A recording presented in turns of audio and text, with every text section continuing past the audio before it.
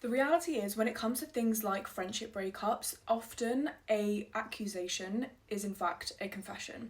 And what I mean by that is that sometimes when it comes to, dealing with difficult conversations, when it comes to reflecting, when it comes to actually looking internally, some people would rather just project that onto the other person than to actually take accountability for how they've been behaving. One of my most painful friendship breakups was painful because not only had the other person decided to side with somebody that I'd actually chosen to walk away from, but they also, instead of just taking the fact or accountability and said, look, I've actually chosen this other person over you, I'm a bit scared of this person. Instead, to deal with that discomfort, they chose to say things like, I can't believe you are choosing to walk away from two of the most important friendships in your life.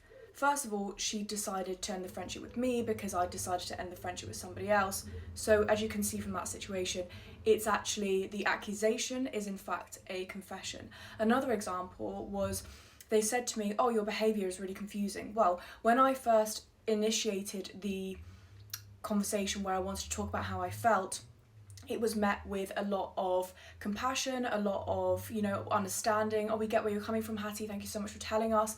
And then a few days passed, and I think perhaps their ego started to kind of step in, and they started to kind of the dust started to clear, and they started to get a bit defensive. And I remember both of them said the exact same sentence, which is, your behaviour is confusing.